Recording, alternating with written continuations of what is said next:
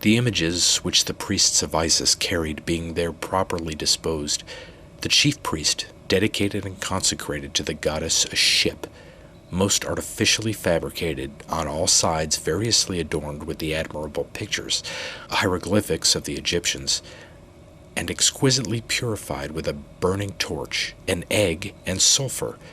at the same time pouring forth from his holy mouth the most solemn prayers. The splendid sail of this blessed ship had a vow inscribed in it in large letters.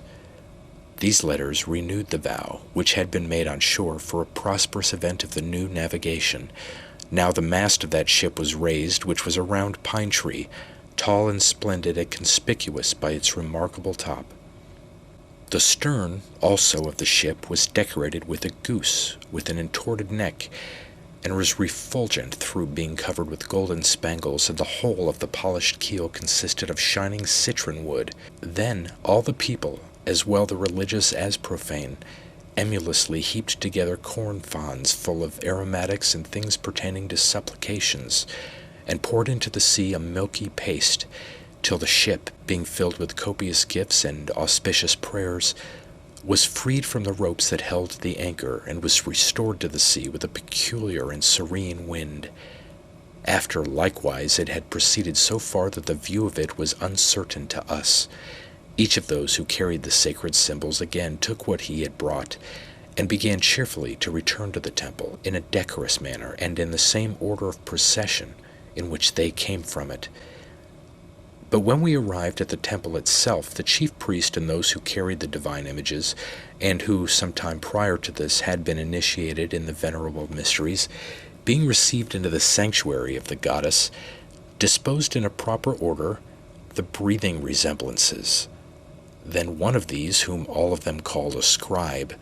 standing before the doors, the company of the Pastophori, which is the name of the members of that sacred college,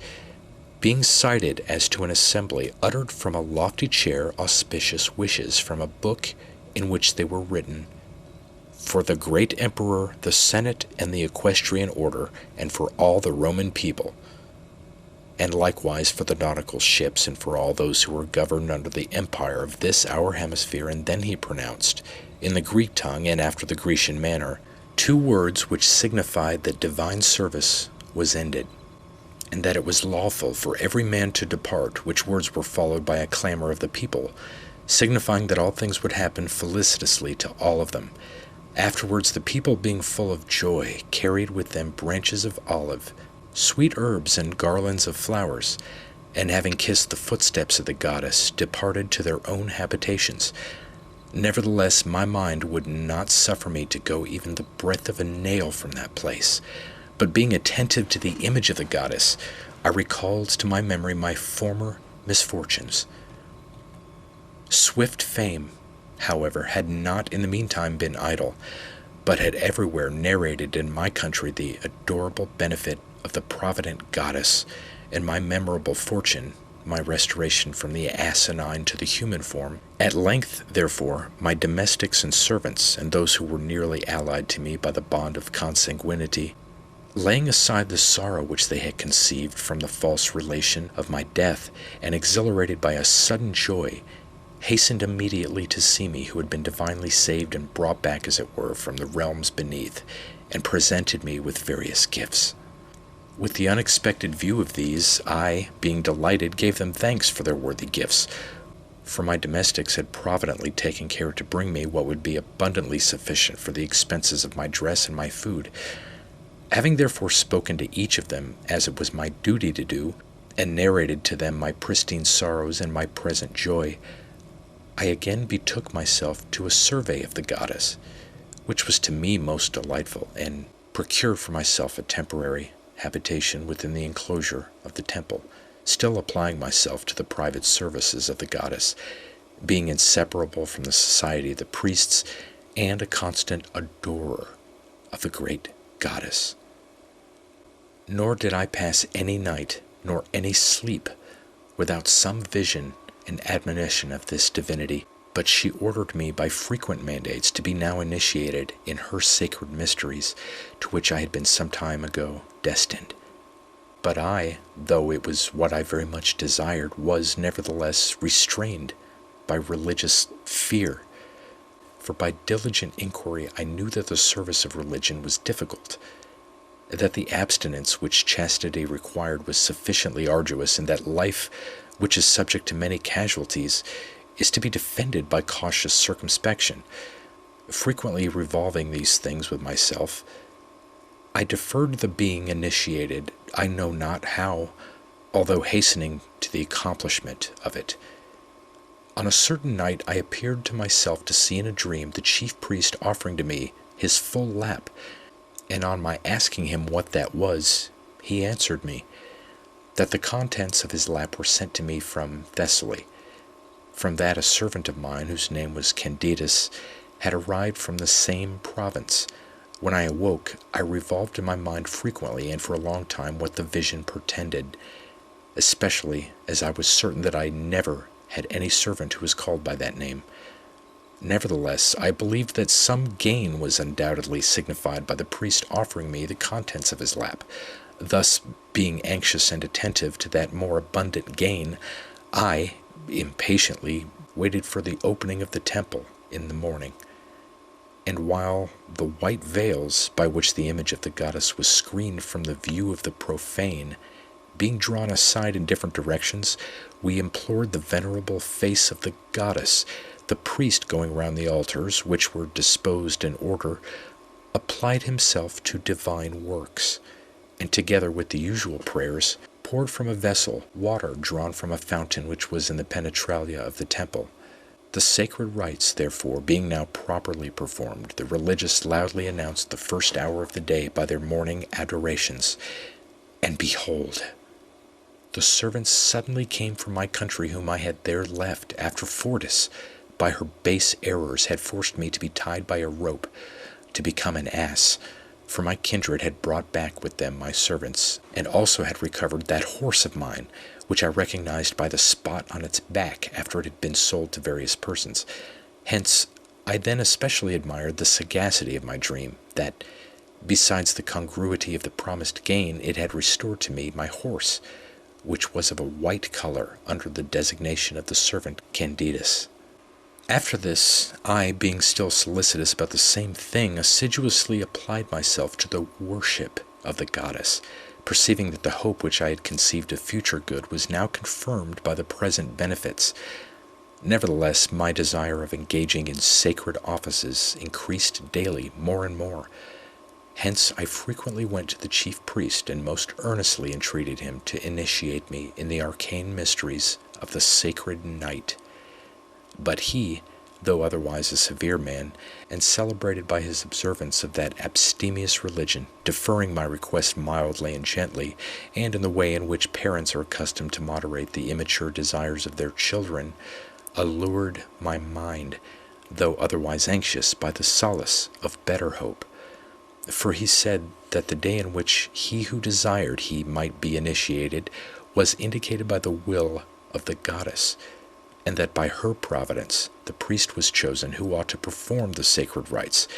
and that by her mandate also the expense necessary for the ceremonies was ordained. All which circumstances, he thought, should induce me to wait with obsequious patience, since we ought by all means to avoid eagerness and obstinacy, as faults, and neither be dilatory when called, nor precipitate when not called. He added that there was not any one of their number who was so lost to a sense of propriety, or rather so destined to death, as to rashly and sacrilegiously dare to engage in the service of the goddess, and thus contract a deadly guilt, unless she peculiarly ordered him to do so. For the gates of the realms beneath, and the guardianship of life, are placed in the hands of the goddess, and the delivery of her mysteries is celebrated as a thing resembling a voluntary death and a precarious life, because she is accustomed to choose for this purpose men who, having arrived at a great age, are now placed in the extreme boundary of their life, but to whom, nevertheless, the great arcana of religion may be safely committed, and who, through her providence, being after a manner born again, are restored to the race of a new life, It therefore was requisite that I should also wait for the celestial mandate, although by the clear and manifest favor of the goddess I had some time ago been called and destined to her blessed service, and that I should now abstain from profane and nefarious food, no less than other worshippers of the divinity, in order that I might with greater rectitude accede to the more secret arcana of the most pure religion. Thus spoke the priest, nor was my compliance broken by impatience, but I attentively performed daily the laborious service pertaining to the observance of sacred rites, with mild tranquillity and laudable silence, nor did the salutary benignity of the powerful goddess deceive me, nor torment me by the delay of a length of time, but she clearly admonished me by no obscure mandates of obscure night in a nocturnal dream, that the day was now arrived that had been always the object of my desire, and in which she would put me in possession of my greatest wish. She also informed me what sum of money would be requisite for my procuring the sacred apparatus, and at the same time appointed for me as the minister of sacred rites that very Mithras himself, her own chief priest, who, she said, was conjoined to me by a certain divine consent of the stars. But I, by these and other benevolent precepts of the supreme goddess, being mentally refreshed, sleep having left me, though it was not yet clear day, immediately proceeded to the dwelling of the priest, and having found him then going out of his bedchamber, I saluted him, and I had now determined to request more firmly than ever that I might commence my religious service as a thing that was due to me. But he, as soon as he saw me, began prior to me thus to speak. "O my Lucius, how happy and blessed are you, whom the august divinity has so greatly honored by her propitious will. And why," said he, "do you now stand idle and make any delay? The day sought for by your continual wishes is now present to you, in which you will be initiated in the most pious arcana of sacred rites by these my hands through the divine mandates of the multinominal goddess." And the most humane old man, taking hold of me by the hand, led me immediately to the doors of the most ample temple, and having performed the office of opening them in the accustomed solemn way, and made the morning sacrifice, he took from the most inward parts of the adytum certain books written in unknown characters, in hieroglyphics, partly compendiously suggesting the words of discourse by the figures of animals of every kind, and partly fortified against the inquisitive perusal of the profane by knotted accents, and which were bent after the manner of a wheel, and folded in each other like the tendrils of a vine. From these books he informed me what must necessarily be prepared by me for the purpose of initiation. Immediately, therefore, I strenuously procured the previous requisites, and somewhat more abundantly than I was ordered to do, partly through myself and partly through my associates, and when the time, as the priest said, required it, he led me to the nearest bath, which was surrounded by a company of religious men, and when he had placed me in the accustomed bath, he himself washed me, and sprinkled me with water in the purest manner, after he had first implored the pardon of the gods. Again also he brought me back to the temple, and there placed me before the footsteps of the goddess, 2 parts of the day having been now passed over, and having given certain mandates in secret, which are too holy to be uttered, he clearly ordered before all that were present that I should abstain from luxurious food during those 10 continued days, and that I should not eat the flesh of any animal, and should refrain from wine. These precepts, therefore, having been properly observed by me with a venerable countenance, the day had now arrived in which I was to appear before the image of the goddess Isis, in order to be initiated, and the sun descending led on the evening. Then, behold,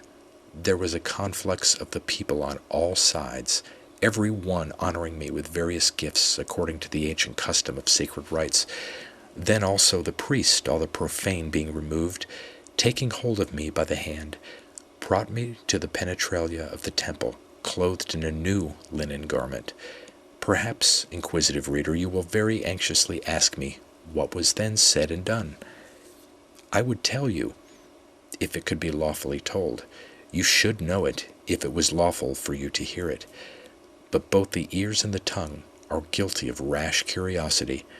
Nevertheless, I will not keep you in suspense with religious desire, nor torment you with long-continued anxiety. Hear, therefore, but believe what is true. I approached to the confines of death, and having trod on the threshold of prospering, I returned from it, being carried through all the elements. At midnight, I saw the sun shining with a splendid light, and I manifestly drew near to the gods' breath, and the gods above, and proximately adored them. Behold, I have narrated to you things of which, though heard, it is nevertheless necessary that you should be ignorant. I will therefore only relate that which may be enunciated to the understanding of the profane without a crime. The morning arose, and the solemnities being performed, I came forth consecrated in 12 sacerdotal garments, in a dress indeed very religious, but of which I am not forbidden by any law to speak, because it was seen by many who were then present. For by order of the priest I ascended a wooden throne, which was in the very middle of the sacred building of the temple, and I was placed before the image of the goddess, and there I sat, conspicuous, in a garment which was indeed linen, but was elegantly painted. A precious cloak also depended from my shoulders, behind my back as far as to my heels. Nevertheless, to whatever part of me you directed your view, you might see that I was remarkable by the animals which were painted round my vestment in various colors. Here were Indian dragons, there Hyperborean griffins, which the other hemisphere generates in the form of a winged animal. Men devoted to the service of divinity call this cloak the Olympic garment. But in my right hand I carried a burning torch, and my head was decorously encircled with a crown, the shining leaves of the palm tree projecting from it like rays of light. Thus being adorned like the sun, and placed so as to resemble a statue, on a sudden, the veils being drawn aside, I was exhibited to the eyes of the people. Afterwards I celebrated the most joyful day of my initiation as my natal day, by delightfully pleasant and facetious banquets. The third day also was celebrated with the same ceremonies, and was accompanied by a religious breakfast and the legitimate consummation of the initiation. And having stayed for some days in that place, I enjoyed through the divine image, the image of the goddess, an inexplicable pleasure, being indebted to it for a benefit which can never be repaid. Nevertheless, through the admonition of the goddess, having suppliantly given her thanks, though not such as she deserved, yet to the best of my ability, I prepared myself very slowly to return home. Having, therefore, with difficulty burst the bonds of my most ardent desire of remaining with the goddess, I at length prostrated myself before her, and having for a long time wiped her footsteps with my face, the tears bursting forth, interrupting also my speech with frequent sobs, and, as it were, devouring my words, I thus addressed the goddess: "Thou, O holy, perpetual Savior of the human race, being always munificent in cherishing mortals, dost employ the sweet affection of a mother on the misfortunes of the miserable. Nor is there any day or night, or even a slender moment of time, which passes unattended by thy benevolent interpositions. Thou protectest men both by sea and land, and dispersing the storms of life, dost extend thy salutary right hand, by which thou drawest back the inextricably twisted thread of the fates, and dost mitigate the tempests of inclement fortune, and restrain the nauseous courses of the stars. The supernal gods reverence thee, and those in the realms beneath attentively observe by thy nod. Thou rollest the sphere of the universe round the steady poles, dost illuminate the sun, govern the world, and tread on the dark realms of Tartarus. The stars move responsive to thy command, and gods rejoice in thy divinity. The hours and seasons return by thy appointment, and the elements reverence thy decree. By thy nod blasts of wind blow, the clouds are nourished, seeds germinate, and blossoms increase. Birds swiftly passing through the tracts of the air, wild beasts wandering on the mountains, serpents concealed in the ground, and the enormous monsters that swim in the sea are terrified at the majesty which invests thy divinity. But I, who in celebrating thy praises possess but weak abilities, and for offering sacrifices but a slender patrimony, have by no means eloquence sufficient to express all that I conceive of the dignity of thy nature, nor are 1,000 mouths and as many tongues, nor the eternal series of unwearied speech equal to the arduous task. I will, therefore, be solicitous to perform that which a religious though poor man may be able to effect, for I will image to myself thy divine countenance and most sacred deity, and perpetually preserve it concealed in the most inward recesses of my soul. After this manner, having implored the supreme goddess, I embraced the priest Mithras, whom I now called my parent, and clinging to his neck and giving him many kisses, I begged him to pardon me, that I could not remunerate him in a manner adequate to such mighty benefits. After, therefore, I had been for a long time engaged in giving him thanks, I at last departed and proceeded directly to my paternal abode, in order to revisit it after so long an absence. Hence, when a few days had elapsed, I rapidly collected together my viatica in bundles, through the admonition of the powerful goddess, and, entering into a ship, I directed my course towards Rome. Being likewise certain of prosperous winds during my voyage, I quickly entered into port, afterwards traveled with great rapidity in a chariot, and arrived at this hallowed city on the day before the Ides of December in the evening. Nor afterwards was any concern of such principal importance with me as that of daily supplicating the supreme divinity of Queen Isis, who is there propitiated with the greatest veneration under the name of Isis Compensis, which appellation she is allotted from the situation of her temple. Lastly, I was an assiduous worshipper of her divinity, being a foreigner indeed in her temple, but a domestic of her religion. And behold, when the great sun, having passed through the sign-bearing circle of the zodiac, had completed the year, the vigilant care of the beneficent goddess again interrupted my sleep, and again admonished me of initiation in sacred rites. And I wondered what she was preparing for me to do, and what future events she announced. For how is it possible I should not, since I appeared to myself to have been already initiated? While, therefore, I partly discuss my religious scruple in my own mind, and partly avail myself of the counsels of the priests, a novel and perfectly admirable circumstance took place, for I found that I was only initiated in the mysteries of the goddess, but not in those of the great god and supreme father of the gods, the invincible Osiris. For though the nature of their divinity and religion is connected, or rather is transcendently united, nevertheless there is the greatest difference in the initiations into their mysteries. Hence it ought to be known by me that the great God required that I should be one of his servants, nor did the thing long remain ambiguous, for on the following night I saw in a dream one of the priests clothed in linen garments, who, carrying thyrse and ivy and certain other things of which it is not lawful to speak, placed them before my household gods, and occupying my seat, announced to me that I should prepare the banquets of a magnificent religion. He also walked gently with a limping step, the ankle bone of his left foot being a little bent, in order that he might afford me some sign by which I might know him. All the darkness of ambiguity, therefore, was removed, after such a manifest declaration of the will of the gods, Hence, as soon as I had performed the morning salutations of the goddess, I diligently inquired whether any one of the priests resembled him whom I had seen in a dream, nor was he wanting,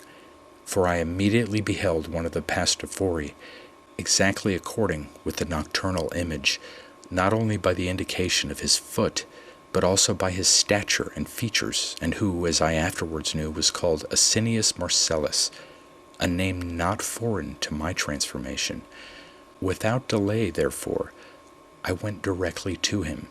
who was not ignorant of what I intended to say, because he had already been admonished by a similar mandate that he should initiate me in the mysteries of Osiris. For on the preceding night, while he was adapting crowns for the statue of the great god, he seemed to himself to have heard from that mouth of his by which he pronounces the destiny of everything, that he should send the Madarengian to him, who was very poor and to whom his sacred mysteries ought immediately to be administered. For the god said that by his providence renown from religious studies was prepared, and great gain for him, for Asinius Marcellus. After this manner, being affianced to sacred concerns,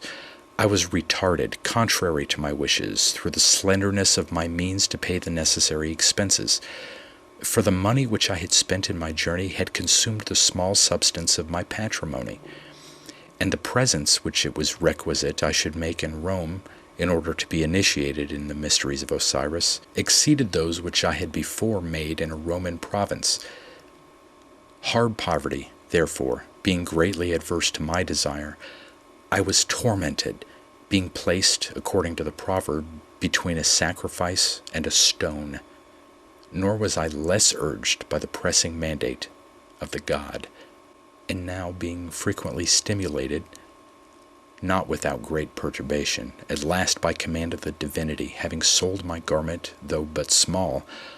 I collected a sum sufficient for the purpose, and this very thing I was expressly ordered to do. For the god said to me, "Would you at all spare your garments in attempting to procure anything which might administer to your pleasure, and are you now, when you are going to be initiated in such great mysteries, dubious whether you shall commit yourself to poverty unattended with repentance?" All things, therefore, being abundantly prepared, again being satisfied for 10 days with inanimate food, and besides this being also instructed in the nocturnal orgies of the chief god Serapis, I now complied with the divine mandate, full of that confidence which my knowledge of a kindred religion produced. This circumstance afforded the greatest consolation to my peregrination, and at that same time more largely supplied me with the means of subsistence. For the deity of good event being favorable, I supported myself through the gain which I acquired in the forum by pleading causes in the Latin tongue. Behold also, a short time after this,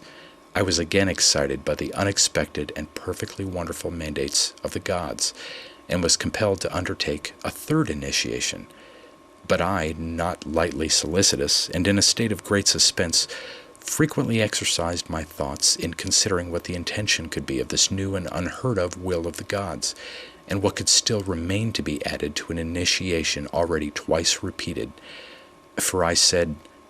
"Both the priests have either wrongly advised me, or less fully than they ought to have done." And by Hercules, I now also began to entertain a bad opinion of their fidelity. While, however, I was thus fluctuating in a stormy sea of thought, and agitated as if I had been insane, the mild image of the god thus instructed me by a nocturnal vision. "There is no reason," it said, "that you should be terrified by the long series of religious rites, as if anything had been previously omitted, but you ought rather to be exceedingly joyful on account of the honor which the gods assiduously pay you, and to exult that you will thrice obtain a thing which is scarcely even once granted to others. And you may justly presume from that number that you will always be blessed. Moreover, you will find that this third initiation is very necessary for you, if you now consider with yourself that the garment of the goddess with which you were invested in the province remains deposited in the same temple, and that you cannot supplicate at Rome on solemn days in a garment of this kind, or be rendered illustrious by that blessed vestment when you shall be commanded to put it on, in order, therefore, that you may be happy, fortunate, and healthful,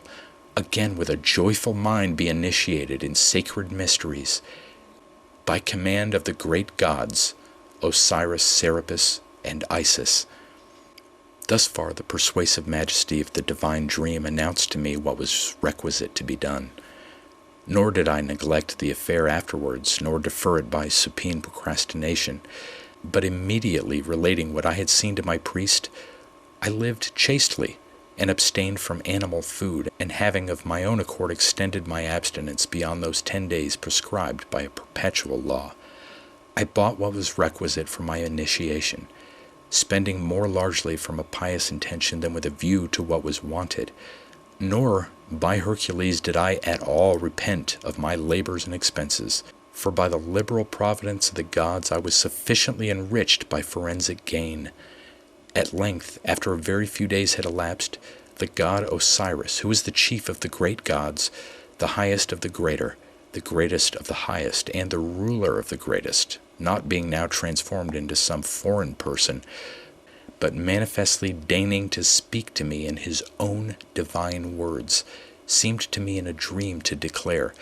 that I should now indubitably plead the causes in the forum with renown, and that I should not fear the slanders of the malevolent, which the learning I had acquired by laborious study would there excite, and in order that I might minister to his sacred rites mingled with a crowd of other religious men, he chose me to be one of his pastophori, and also placed me among the quinquennial decurions. And lastly, my hair being again perfectly shaved, I joyfully performed the duties of that most ancient college, and which was established about the time of Sylla, not shading or covering my baldness, but rendering it in all its parts conspicuous.